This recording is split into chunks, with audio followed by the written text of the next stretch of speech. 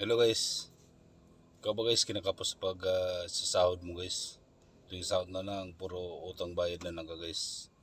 Ito guys, may ituturo ako sa inyo guys. Ikaw isang content creator guys, paraging restricted. Pero monetize na yung Facebook mo guys. Pwede natin i-connect yan guys kay Shopee.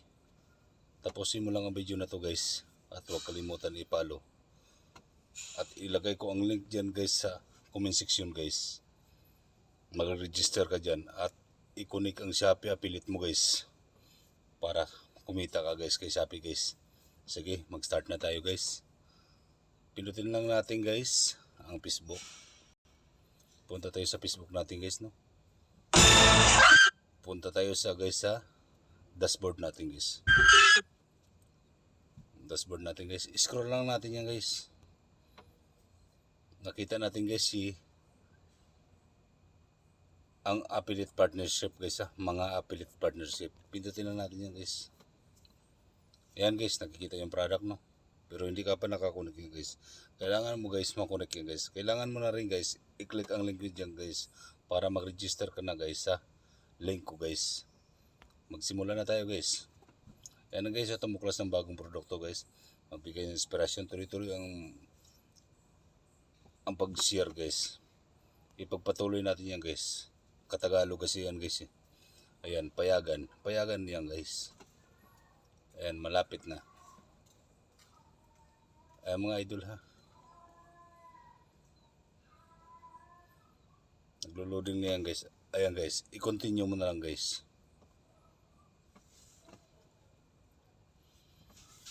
Dito guys, madali lang kumita dito guys. Ayan na guys. Congrats, handa ka ng kumita kasama ang Shopee guys. Tapos na guys, no? Tapos guys, mag-click natin yan guys. I-search natin Kitsby. Yung Kitsby guys, yung viral ngayon guys yan sa Shopee guys, no? I-heart lang natin yan guys. Mga ano yan guys.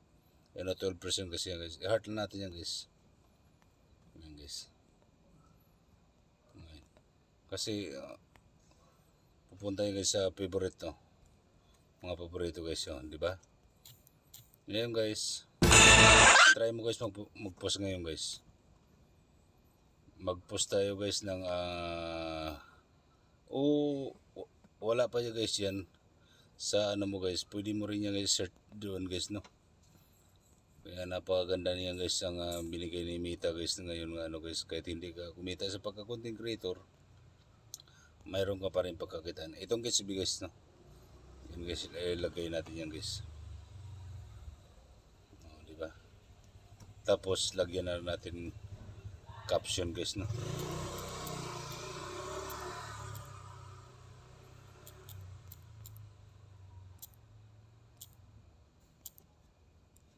Ayan guys. Tapos ayan guys, oh. Pag monetize sa ilalim guys, ayan guys, ang produkto makikita mo yan dyan guys. Ayan ang produkto guys, nakikita mo na guys. Ngayon, i-add mo na yan guys, yung plus. Tapos isip mo na guys yan. Tingnan mo guys, andyan na yan guys. Oh. Ayan na. Tapos, i-post mo. Hintayin mo lang guys Ayan guys, pwede rin sa reels natin pala guys, sa reels natin guys. Sa reels, ayan. Nandito pa rin kumita ng pera guys. Yan, nandyan pa rin yung link guys. Ayan. Yung Kitsby natin guys. Ayan na siya guys. I-share mo na yan guys. Oh, ito na guys. Pag tingin nila sa comment section guys, nandoon yung Kitsby guys. Diba? I-click nila yan guys. Diretso yan sa link mo doon sa Shopee guys.